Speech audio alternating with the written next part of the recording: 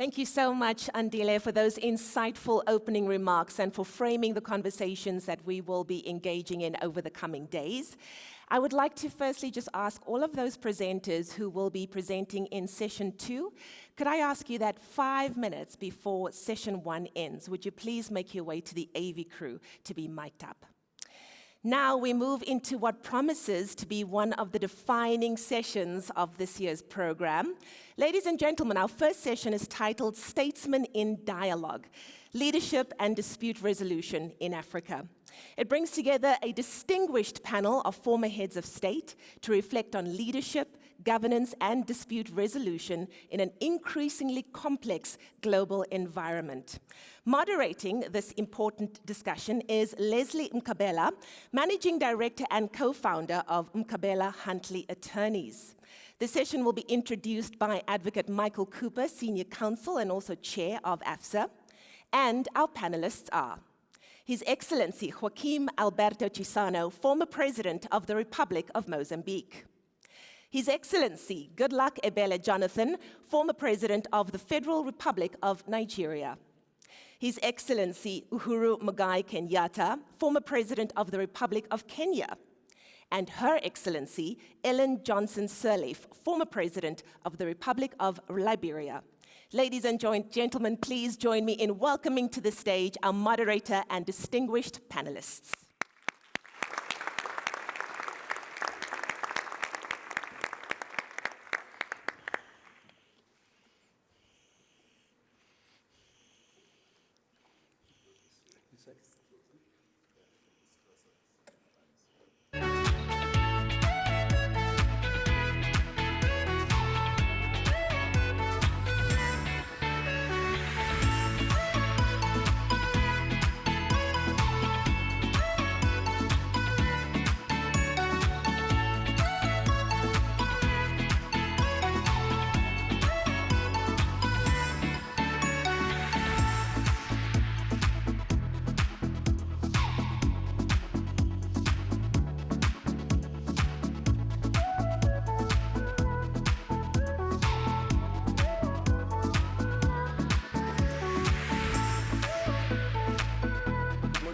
Gentlemen,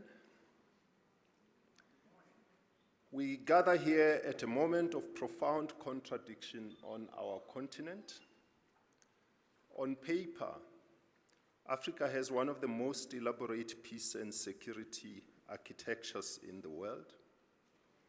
These include the African Union Peace and Security Council, standby forces, early warning systems, and mediation units. And yet, as of early 2026, numerous armed conflicts are burning across Africa. They traverse the Sahel, the Horn of Africa, the Great Lakes, Southern Africa, and North and Central Africa. These are conflicts which are not new, but are deepening, spreading, and proving stubbornly resistant to the tools we have developed against them as a continent. However, something appears missing. It is not more architecture, but more wisdom and enhanced dispute resolution capacity. We as AFSA believe that the kind of wisdom we yearn for as the continent can only come from those who have actually governed, who appreciate the intricacies of contestation for political power and ideological hegemony, who have sat across the table from a rebel leader, who have signed a peace agreement, knowing that it could cost them everything, and who have had to look their people in the eye and say, this is the way to go as a nation. Now, this session, Statesmen in Dialogue, Leadership and Dispute Resolution in Africa, brings together, as you have already heard from the program director, 4 leaders who collectively represent that wisdom, Between them, they have governed the Republic of Mozambique, the Republic of Liberia, the Federal Republic of Nigeria, and the Republic of Kenya. They have navigated liberation struggles, civil wars, democratic transitions, regional crises, and post-conflict reconstruction. And today, we are witnessing the initiation of a partnership between the Africa Forum and AFSA. This, I must say, is a bold initiative that asks what happens when the moral authority of former heads of state meets the institutional expertise and inherent capacity of, shall I say, Africa's leading dispute resolution body, that is AFSA. I can think of no better people to share the insights that relate to our discussion this morning. But before we get on to the session, I would like to invite Advocate Michael Kuper, SC, the chairman of AFSA, to make some introductory remarks. Thank you.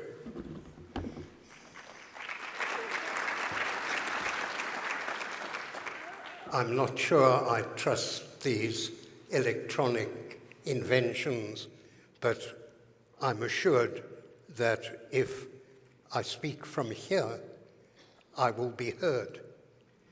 And I hear a nod or two. Thank you. I see a nod or two. We have the rare opportunity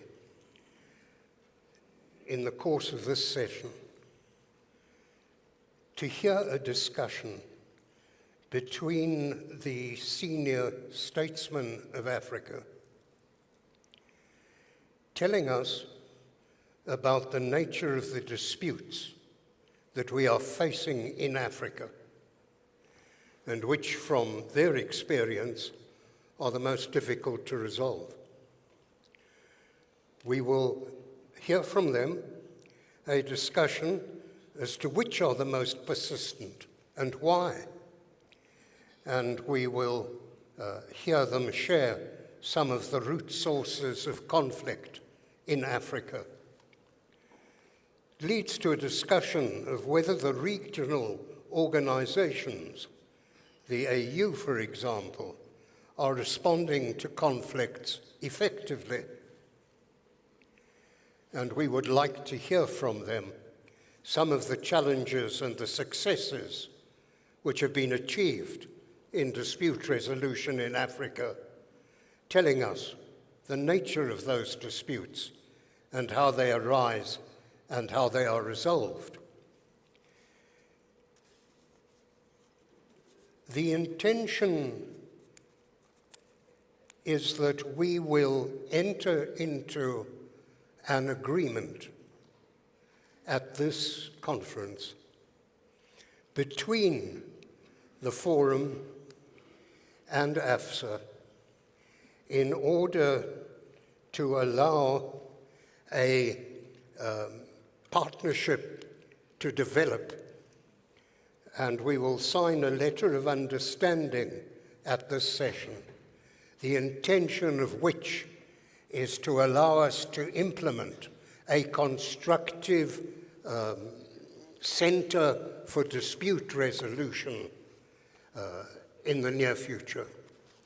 And so I hope we will, at the close of this important discussion, sign an agreement which will be a bedrock of future collaboration with the statesmen of Africa through a forum of resolving conflicts, insofar as AFSA can provide a collaborative and supporting role in the expertise of arbitration and of mediation in support of the statesmen of Africa. Thank you.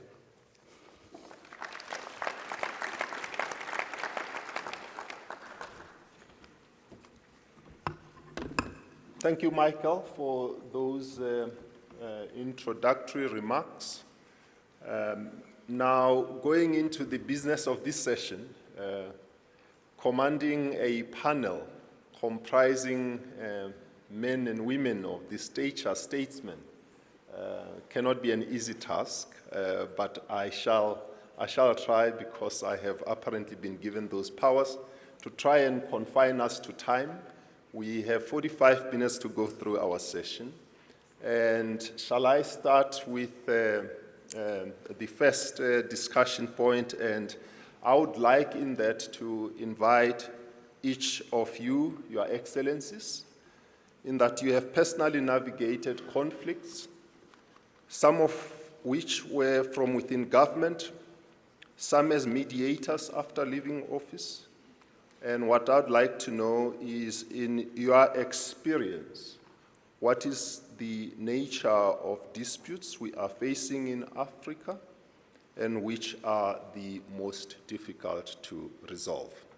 And perhaps I would invite Your Excellency, former President Chissano, in your capacity as chairman of the Africa Forum, to lead the conversation, and of course invite the other excellencies to join in any particular order.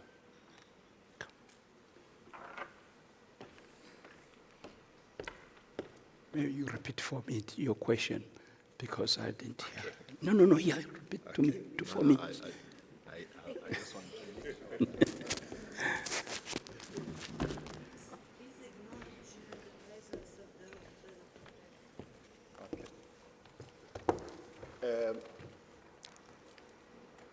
May I've been reminded, lest I step off protocol, to acknowledge, I see on the screen His Excellency Dr.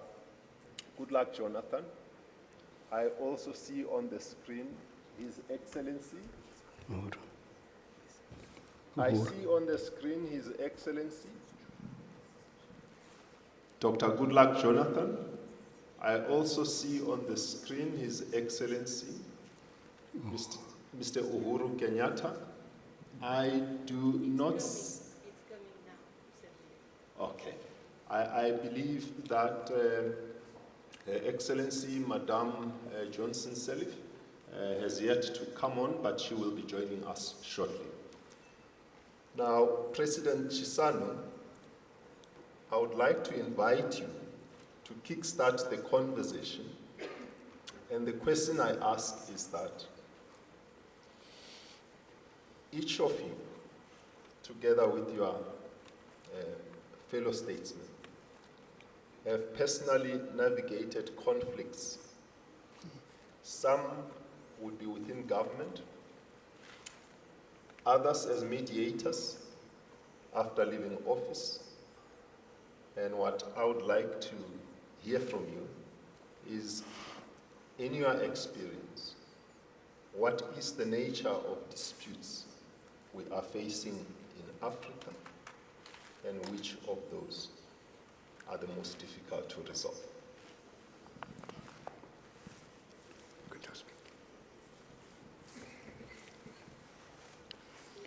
Oh, we don't need NUG, huh? Okay. Technology. Thank you very much. I would like to start by greeting my peers whom I see on the screen, Jonathan and Kenyatta, and also Ellen. I don't see you yet, but I greet you. These are members of the Africa Forum. We have many members of the Africa Forum. The members of Africa Forum joined the Africa Forum by invitation of the existing members of the forum. So we noticed that the number is increasing.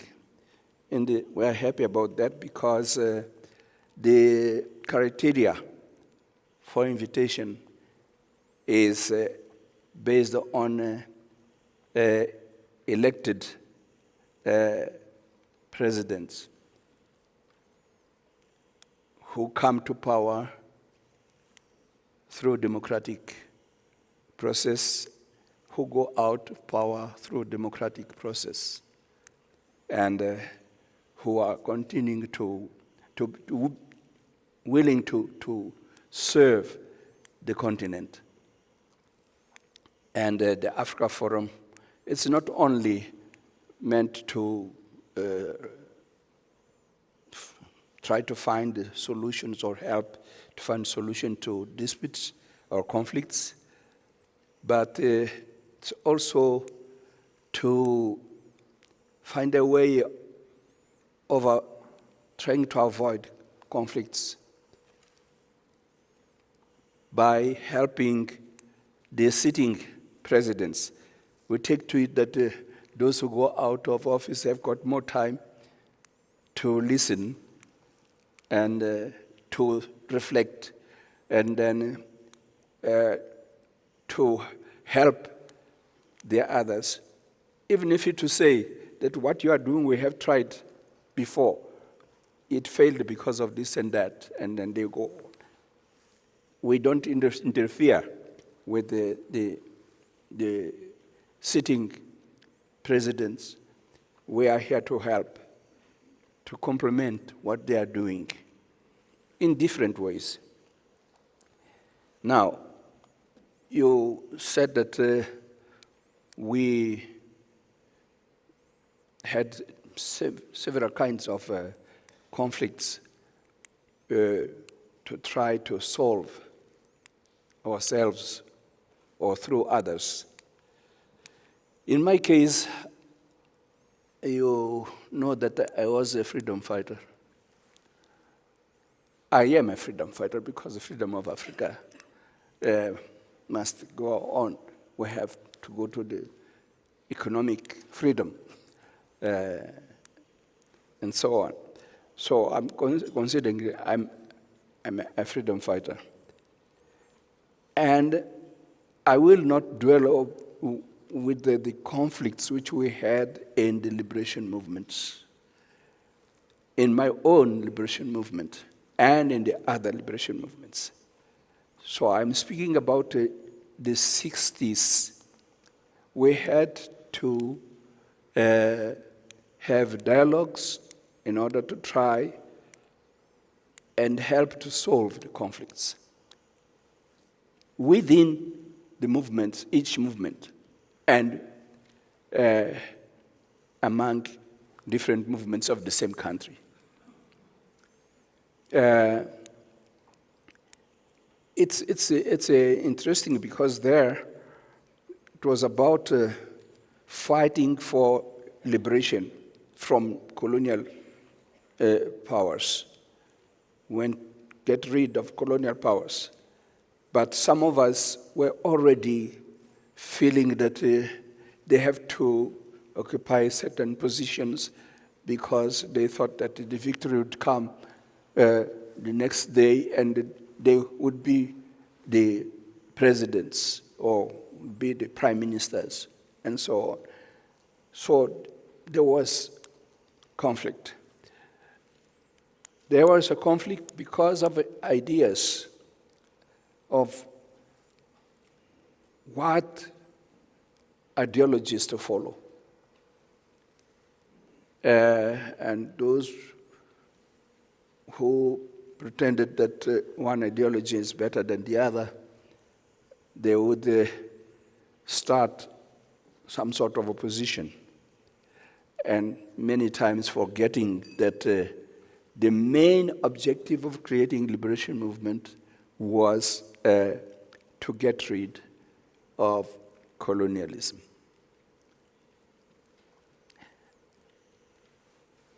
Even that time, because the 60s were already within the conflict of the big powers, the so-called Cold War, that had influence and on the liberation process, because some would influence certain liberation movements and others other liberation movements. This had happened before, even before the starting of the liberation struggle itself. The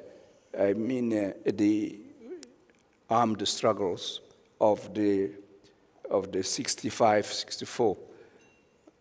Even when African Union had to be, or not African Union, OAU, Organization of African Unity, had to be created, there were disputes.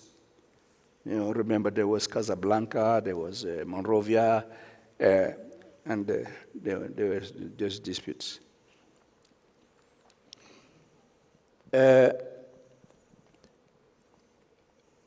So I may say that the external world also can trigger conflicts in Africa. Well,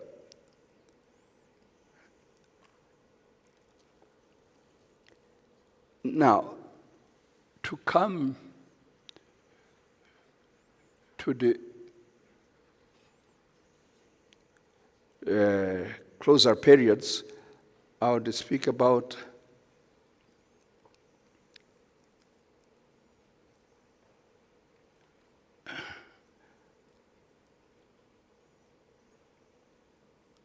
our own conflicts in Mozambique. I have mentioned already that during the struggle there were conflicts. We solved them also with the help of some foreign countries like Tanzania and even Kenya.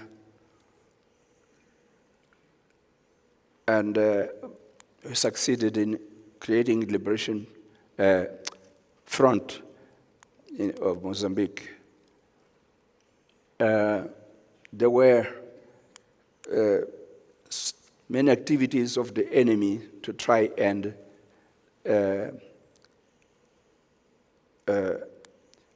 destroy this front, which was composed of several movements who came together. They were dissolved, and then the front was created. But thank God we were able to liberate our country through an armed struggle, unfortunately. The armed struggle ended up when the colonial power understood they could not win, not only because we were stronger on the field, but also because the international community who supported us was against apartheid, against colonialism, and therefore we won. That's when they accepted conversations. You remember that there was a coup d'etat in Portugal, a bloodless coup d'etat. That coup d'etat was caused because of the victories of the struggle in Mozambique and in Guinea-Bissau and Angola.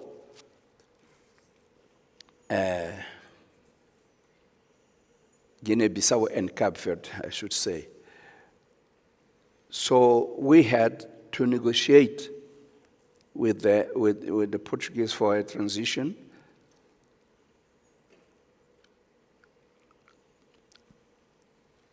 And Mozambique proclaimed independence on the 25th of June, 1975. But in 1976, by February, there was there were attacks against Mozambique from Rhodesia, because apartheid regime and the minority regime on Evan Smith were not feeling well being neighbors of a liberated country ruled by black people. They were not happy with that. So we had this war of destabilization. I will not go into details about it because it's a long story, but it's a war of, I keep on saying, it's a war of destabilization. Even if many people say, no, it's a civil war. It didn't start as a civil war. And for a long time, it was not a civil war, but a war of destabilization. It took a long time. President Samora Machel, who was the first president of Mozambique, tried to find a solution to the end of that war. He tried several ways, particularly after the independence of Zimbabwe. But what is more important to stress here is the Nkomati Agreement, where he signed an agreement of non-aggression with the apartheid regime. It was a very complicated issue. You would see during the discussion to bring peace, you would see the interference of different powers.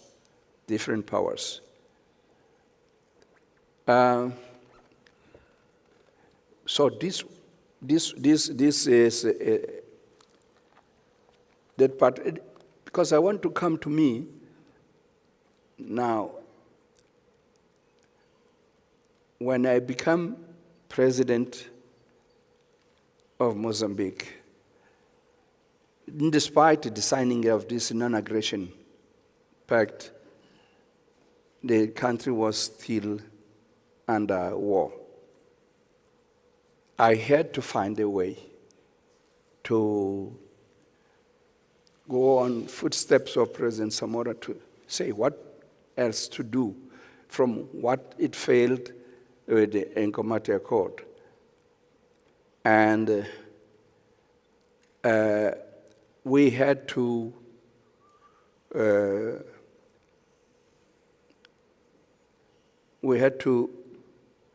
change the constitution and have a new constitution in order to have the basis for the dialogue with the Renamo, who was then the instrument of the apartheid and the minority regime.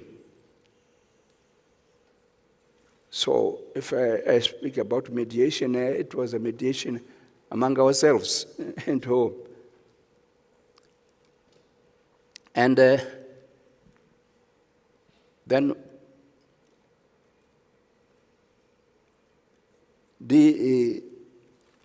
despite the change of the constitution, it was not easy to reach there until the time we had to look for mediators for our own disputes. And we started with the African mediators. The challenges there was to find which ones, because some would be supporting the government in Mozambique, the others would be sympathetic with the adversaries, it was a difficult thing. This is just to give you the idea that when I speak about my participation in mediation, doesn't start only after I had left power. It started when I was a freedom fighter and when I was still president. But when I left power,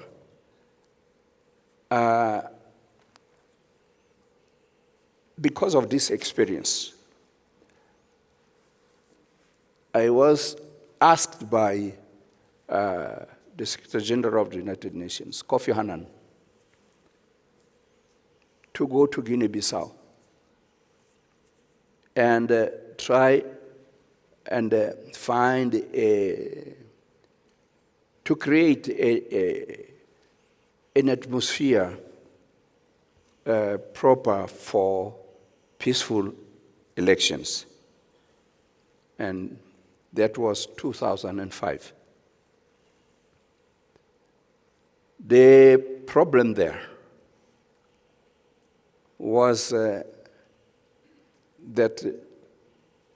there were many factions, even within the same parties, and there were candidates who were not allowed to come back, were in exile. They were admitted by the court as candidates, but then there were forces opposing them to come. So the first challenge was the perception of some groups that I would not be a good mediator because I had been freedom fighter, and therefore the candidate who was not allowed to come had been also a freedom fighter.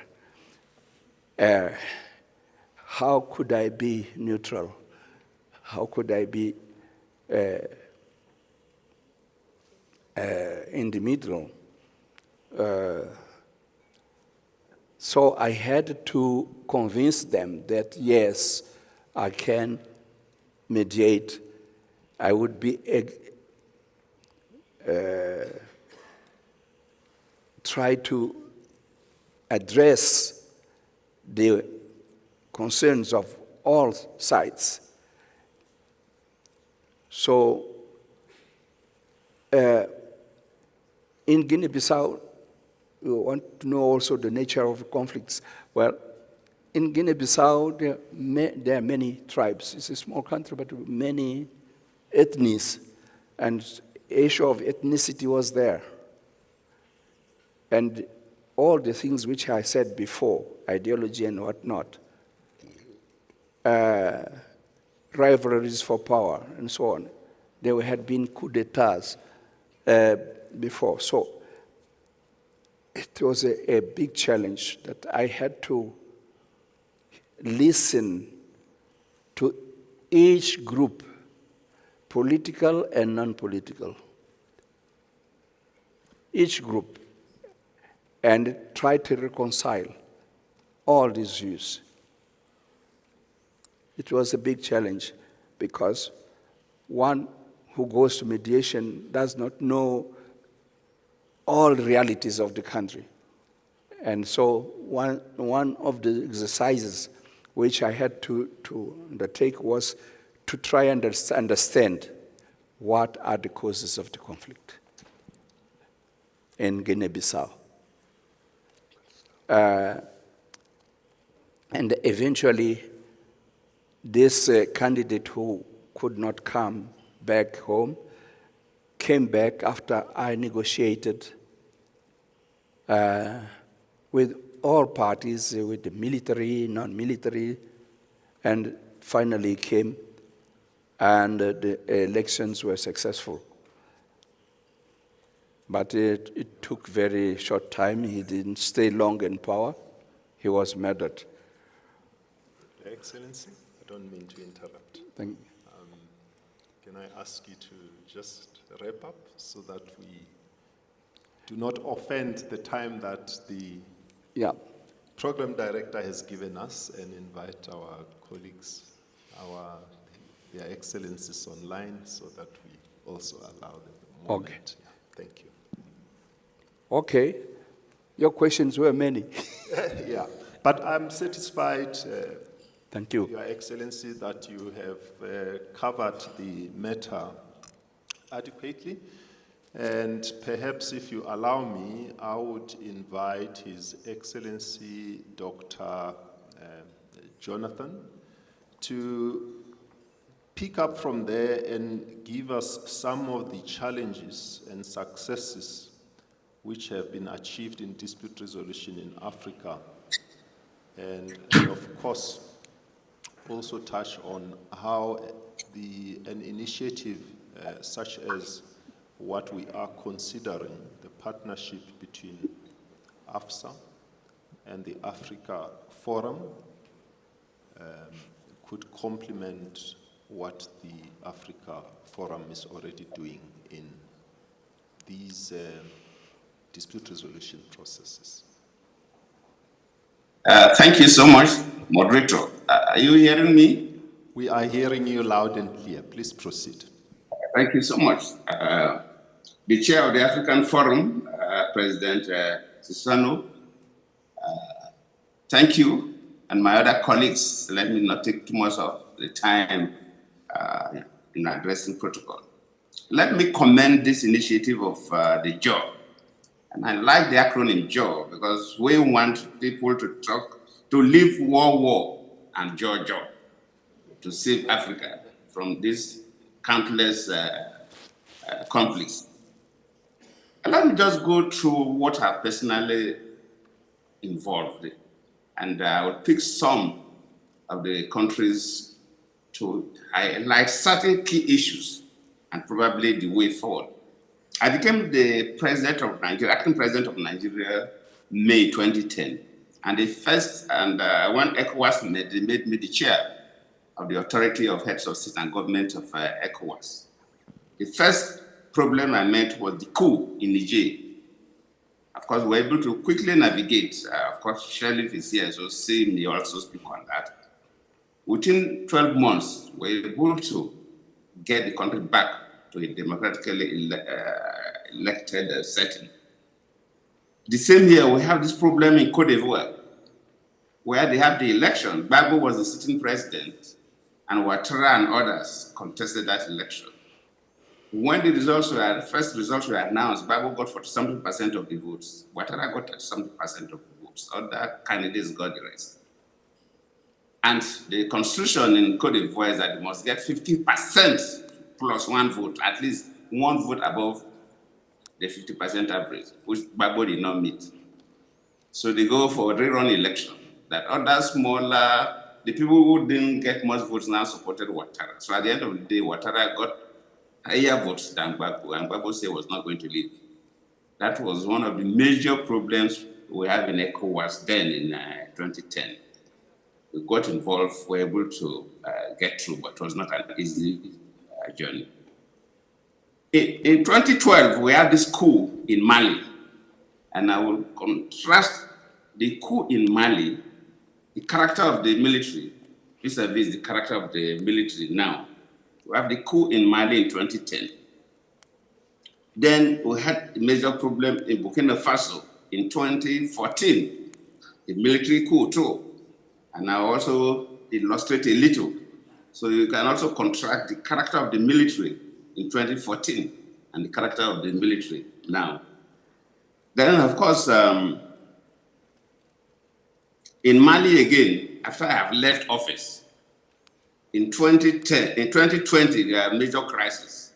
The foreign ministers within the ECOWAS region were asked to mediate, but it was becoming too serious. So the heads of state of the sub-region now appointed me as their mediator in Mali. So from 2010, I was in Mali mediating almost going every other month to Mali.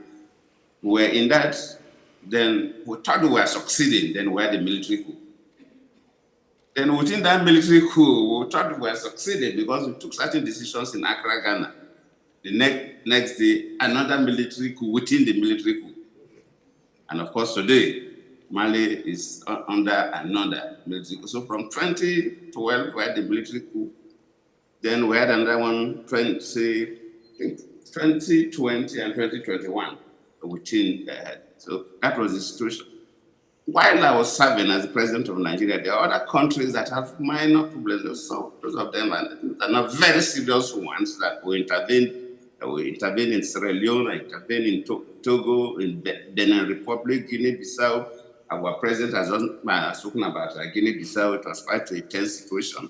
The Gambia mediated the alteration of their constitution, or writing a new constitution to introduce term limit. But we couldn't really conclude this, stalemated. So now the Gambia still don't have term limit in their constitution. Then, of course, the last election that the country almost got into flames. I was involved in the mediation too. Of course, Sirleaf is here to talk about Liberia, where we also do. So, but if you look at this, there's something that is very clear in Africa. Right? Taking these West African countries that I was personally involved, mainly the issue of struggle to lead the country, political struggle to lead the country. And that has been the dominant factor that has been causing the ripples, the rivalry, and sometimes it will now snowball to major crisis and lead to military coup. If you take the scenario in Mali that I mentioned, talk about Mali and Burkina Faso, for example. In Mali, 2012, there was a military coup. But what was the cause of the military coup? The military felt that they were losing men in northern Mali. You know that where the rebels, the Tuareg rebels, were fighting the state, and that the government was not giving them equipment that they can use to prosecute the war, and that rather there was much corruption in the country. And because of that, they have to intervene, thinking that if they take over government, they will be able to equip the army better. That was the main reason they gave. And it was not because they were so interested in the political leadership of the country. And so when we intervened, that 2012, Blair Campore was then the president of Burkina Faso. I was the president of Nigeria. He was actually the main mediator, then I was his deputy. But for some reason, he couldn't go to Mali. I had to go to Mali. And I remember there was a day I arrived about 9 a.m. and I left about 12 midnight. So we have meetings with all the key stakeholders, including the military head. After that long meeting, we were able to agree for interim president. That's when the speaker, Professor Traore, now became the interim president and navigated the country within the year for them to conduct peaceful elections. Because the soldiers then had a clear vision, not to take the political leadership of the country for whatever reason, but to solve a particular problem. So we succeeded. But the same Mali that I became an ECOWAS mediator, 2020, there was a parliamentary elections. And during that parliamentary elections, there were some people that they first lost the elections in the field. But the Constitutional Court that reviewed the elections announced those people as winners. About 9 of them or so. Incidentally, one of those who became the Speaker of the Parliament. So the feeling was that the President infiltrated the Constitutional Court and made his voice to come into the Parliament, especially the Speaker. So there was so much restiveness in Bamako, the capital. ECOWAS appointed the foreign ministers to intervene, but they couldn't, and I was now asked to lead the mediation team. And we were on that mediation team, and we thought that we had already even resolved the problem. The Constitutional Court was even dissolved for peace to reign. The president himself surrendered his powers because the Constitution gives the power to appoint members of the Constitutional Court to the President. But we say, look, yes, you have such powers, but for the country to live in peace, allow a third party to pre-select people that are credible. Then from the pool of credible people you can appoint, and we brought civil society and some other characters that are highly respected to work that way. And the president even agreed, sharing some of his powers. And we thought that we were succeeding. Then we now got the military coup. When we were almost there, in fact, we were also to set the cabinet, and the president also agreed that others could come into the cabinet. Kind of a government of national unity. So we thought that we were almost celebrating then the military coup. And we now have to negotiate with the military leaders. The current president, of course, became the head of state of Mali. First of all, negotiated how to release those people that were detained, the president, the prime ministers, and some other officials of the country. But finally, they were all released. But ECOWAS, of course, will insist that you must have a timetable for election. ECOWAS will not accept that the military will stay for too long. So that was the battle. How do we quickly conduct elections in Mali? So we're there negotiating, different dates were being considered, and of course it goes with sanction and others. We were on that when it was agreed that, okay, as an interim measure, we should appoint a civilian head of state, not military. Well, they also agreed. When we met in Accra, Shirley will remember. When we met in Accra, it was agreed that the civilian, but they brought somebody who was a retired general. I say, as long as it's a retired general, he will no longer wear uniform to the office of the president. So that's okay. So I can't remember his name now. So the man was inaugurated.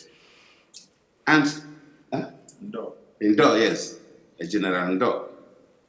After his inauguration, the man wanted to follow the ECOWAS pleading and timetable for elections to be conducted in Mali. Then, of course, the military man, the mistake we made was the military man who headed the military government was made his vice so that there would be peace. So he was his vice and he was also handling defense so that you will not say that there's no money or soldiers who are not living Mali's property. But when we thought that we were moving forward, the vice now organized another coup to remove the General Ndo and took over completely. It became very messy. And we were on that until these three countries, Mali, Niger, and Burkina Faso. We had a coup in Burkina Faso, then followed by the coup in Niger. And these three countries formed the alliance of Sahelian states and pulled out from ECOWAS. And of course, since they pulled out from Excellency, I don't mean to interrupt. We are running into a time problem. If you don't mind, I would ask you to please wrap up. I think those are very profound insights that you have shared. I don't know if you... Okay, maybe just let me use two examples. Like what happened in Burkina Faso, that the military took over in 2014. One day we were able to resolve that conflict, myself, President Macky Sall, and President Mahama then. Because the military was not interested in political leadership, but there was a vacuum that was created. There's no time for me to explain what led to that vacuum. So they agreed. And that very day, they agreed for interim government. Somebody was appointed that very day that navigated the country through the election. Just like in Mali, 2012. So if you look at it, you really see that when the major conflicts we're having is when the military take over government. If those military officers have a personal interest for political leadership of the country, it becomes very difficult. Yes, they may give you beautiful reasons, but it becomes very, very difficult for them to live. But if they have a national interest, it becomes easier. Well, it's sometimes difficult to separate the national interest from personal interest. Because what is happening in the three countries of Mali, Burkina Faso, and Niger is that it's felt, okay, look, our countries are being run poorly by the civilians or democratic governance system. They are relating with external or colonial masters in a way that they're taking our resources and so on. So those are sweet things. So it could be true, it may not be 100% true, but the key thing is that they really want to manage these countries for some time. And that's one of the reasons they have to pull out from ECOWAS so that there will be no pressure on them to conduct any election. And also, there's one key thing like in Mali, the external interest was there. Mali was there as a French colony. So the French troops were even there. But then after that, and the military, after taking over, they now started hobnobbing with Russia. So even when we were mediating, it was the Russian soldiers we used to see and Russian equipment. So it became extremely difficult. But we don't really know as mediators, we don't know the kind of relationship they have with Russia, the conversation they have, the agreements they have. So it was extremely difficult. So maybe I'll end up here. So, but if you come, Thank you. ask a specific question, I will respond. Thank you so much, Your Excellency. Those were indeed profound insights. I think we have run into a serious time challenge, but I'm going to lean on the... I think we should overrun by 20 minutes. Okay. And our speech to thank you. 10 minutes. I'm going to lean on, at least the chairman has allowed me that we can proceed at least for, well, at most for the next 20 minutes.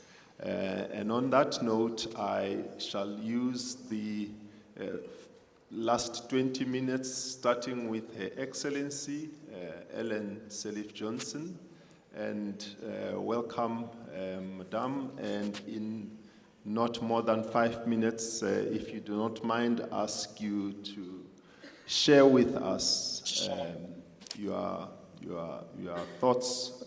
What we observe is the absence of substantial participation of women in these peace negotiations. And what I would like you to share with us is, from your experience in these peace processes, how has the presence or absence of women at the table affected the outcomes? Thank you. Good morning, Mr. Chairman. Good morning, colleagues. Good morning to everyone, to all participating in this August event. After the devastating civil conflict in Liberia that left our infrastructure destroyed and our institutions dysfunctioning, we were working with the United Nations peacekeeping force and the West African forces that tried to bring a resolution to the conflict. That led in a negotiation of the warring parties with support of the government of Ghana and West African leadership in Accra, that led to the end of the civil war and the negotiation with the warring parties. The women of Liberia stood very strongly in those negotiations, and they took all kinds of measures to be able to get the warring parties to sign an agreement that led to the formation of the interim government. The interim government then processed the manner in which we would go to elections, and I was lucky to have been elected in 2005 to start the new republic. I had to find a way to negotiate with those who were warlords that had in fact been elected to our parliament, and to see how we could negotiate with them to put all of the fundamentals in place to get the country moving toward reconstruction. Along the way, there were always conflicts with them, but I believe we were able to put in place a democratic environment that enabled political parties to function. And while there were always tensions, we were able to complete our work. I think if I had one particular incident that required a lot was a conflict in the Gambia. When I happened to have been chair of the Economic Community of West African States, with the strong support of Nigeria President Buhari, we were able to resolve that conflict, and the president took exile in another country.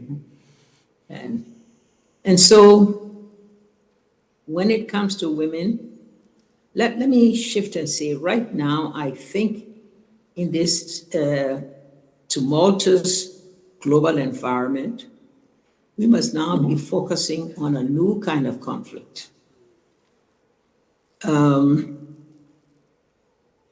A conflict between North and South. A conflict for the promotion of women who now demand a seat at a table and demand full equity in all operations. A conflict between the youth and politicians youth who perceive that politicians have not given them sufficient space, sufficient support to be able to take over the leadership of their countries.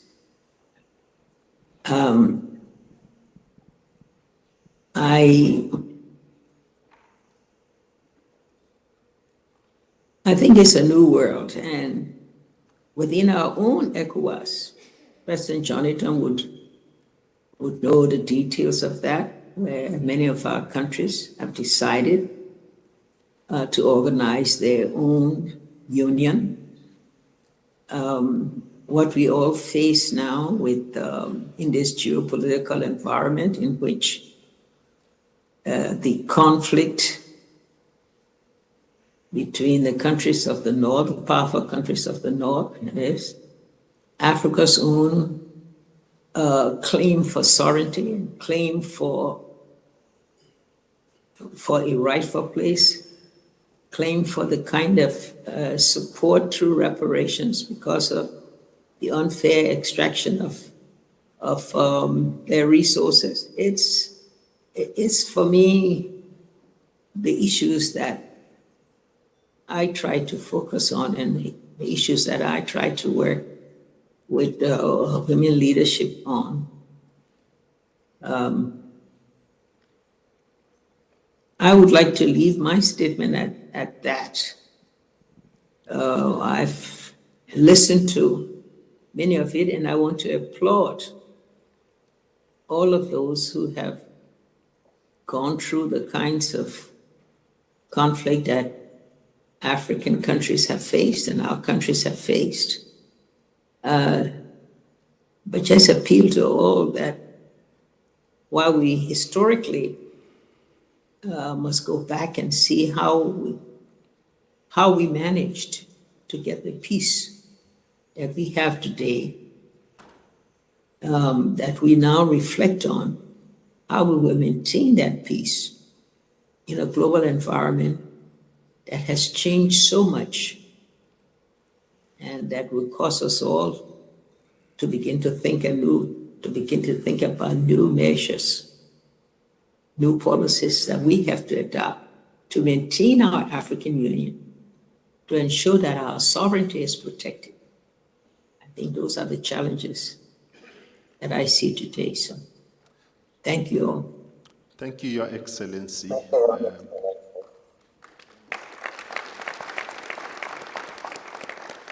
Ladies and gentlemen, please allow me to invite His Excellency, Mr. Uhuru Kenyatta, picking up from what we have heard, to share with us what, with his experience, is the one thing that African governments, regional bodies, or the international community must stop doing, and the one thing that they must start doing to meaningfully improve peace and security on the continent.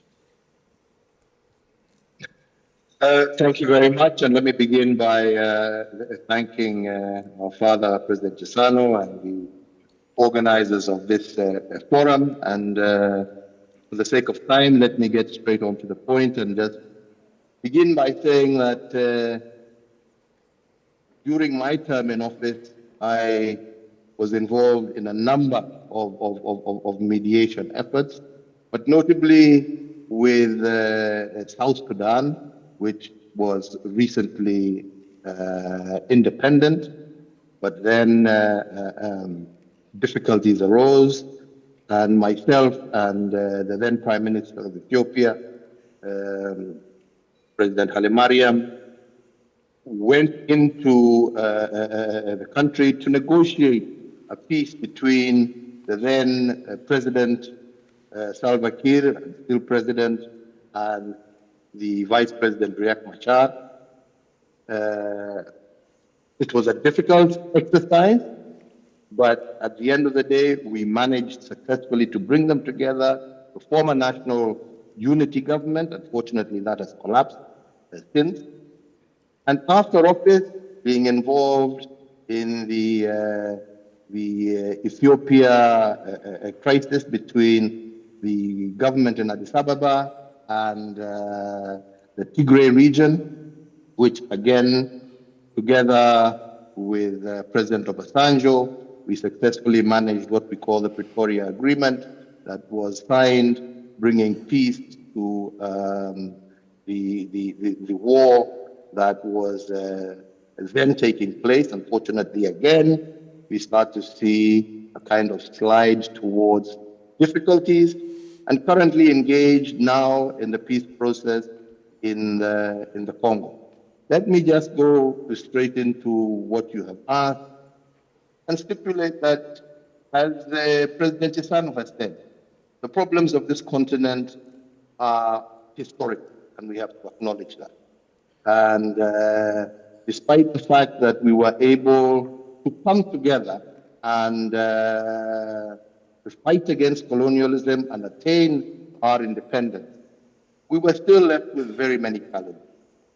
Challenges of ethnicity, challenges which resulted in many instances in border clashes, challenges over resource management, challenges in terms of what structures of government we want to put in place. But most importantly, I think the key problem and challenge has always been one of government. And this I have seen across the board, regardless of which conflict we have been sent in to mediate. The challenge of government, the challenge of populations feeling that those who govern do not have their best interests at heart. Those who, either individuals or communities that are close to power, have an unfair advantage over those who are seemingly far from power. And this is one of the key challenges that we need to be able to overcome. And unfortunately, and I think truth be said, the African Union and the regional blocs do not have the same degree of cohesion and understanding as they did when we had the Pan-Africanist movement led by Kwame Nkrumah and the Nassars of this world, where they had a singular purpose and they came together, regardless north, south, east, or west, regardless of ethnicity, regardless of religion. Now we see divisions across all types of boundaries, religion, ethnicity, and etc. And I really believe that if we are to overcome some of these challenges, our regional bodies need to be much more cohesive, as indeed they were during that period of independence. And I do believe that forums like the African Leaders Forum, for example, have a great role in trying to bring current leaders to have a much greater understanding of each other and of their countries, to be able to understand that the true enemy is not each other, but those who seek to take advantage of the divisions on our continent to extract our wealth and leave us in poverty. These are the challenges that we are currently facing. And we need to therefore have an understanding that to overcome these, we are better able to do so when we are together. I've seen, for example, when we look at different crises, if I take Congo as an example, yes, indeed, there are real governance issues where sections of the population and regions within the country feel that they have been excluded from the developmental agenda of the country. And these are issues that we need to get to grips with. But you also see, as you try and tackle some of those challenges, the fact that there are also external influences that come to play who don't want to see that agreement and who come to create confusion in the negotiation processes, so that agreements can never seemingly be reached, so that the extractive sector can continue to benefit those that it benefits at the expense of the Africans who God gifted it to. So I really believe that if we could come, both as an African Union and as a regional body, and create a much more cohesive approach towards conflict resolution, we would be doing better for our people than the manner that we are currently approaching the situation. Realizing that we are stronger working together, that we are stronger figuring how the resources of this continent can be better put to use for the development of this continent, as opposed to the existing extractive structures that, as Madam Sirleaf has just said, has resulted in many of our youth feeling that the continent no longer serves them. There are no jobs. There are no opportunities. And yet, by coming together, seeing how we can develop these resources together, creating opportunities, we are reducing the opportunities for conflict. But yet, if we cannot improve our governance systems, if we cannot become more inclusive in our approach, we will continue to face the challenges that the continent is currently facing.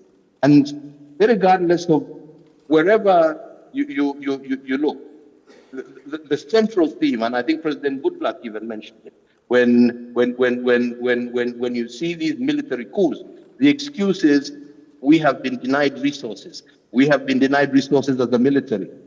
You go into other areas, we have been denied resources for roads. The more we can improve our governance structures, the more we can become inclusive in our approach to crisis, the more we can become inclusive in terms of taking advantage of the resources that God has given our continent, the more likely we are to create prosperity that reduces conflict and encourages our people to live in a much more harmonized and unified way. If I look, for example, at what is going on in South Africa today with the xenophobia, it is easy to blame those young men and women who are doing what they're doing to their fellow Africans. But it is desperation that is making them do it. If those resources in South Africa were able to create opportunities for South Africans as well as other African countries, we would not be seeing the kind of problem we have. So I think we really just have to look at our entire governance structure and how to make our continental and regional bodies become more cohesive in the manner in which they work together to tackle those challenges and to become much more inclusive and much more understanding of our people's needs. So I think in a nutshell, that's what I would like to say. Thank you.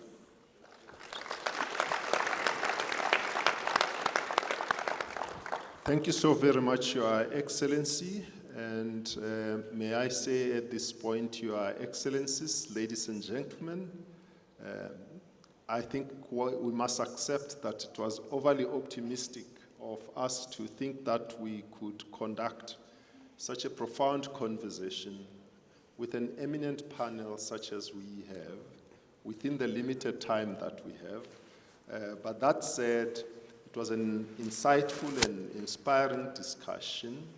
The takeaway for all of us is that peace and security across Africa is a non-negotiable priority.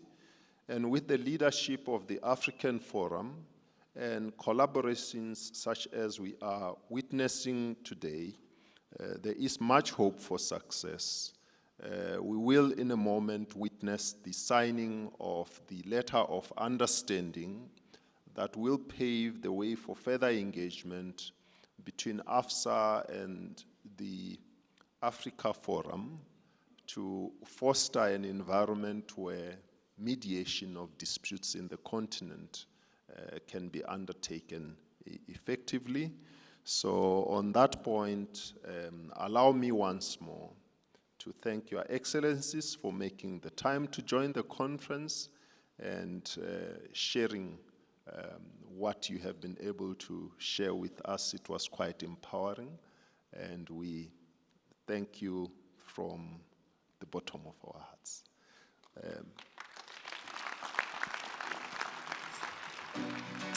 I do not know, Michael, Mr. Chairman, where we execute this, or is it over there? Yes. Thank you so much to our distinguished panelists for a truly inspiring and exceptional discussion. We are now going to proceed to the signing of a partnership agreement, which will happen at the table on the side of the stage.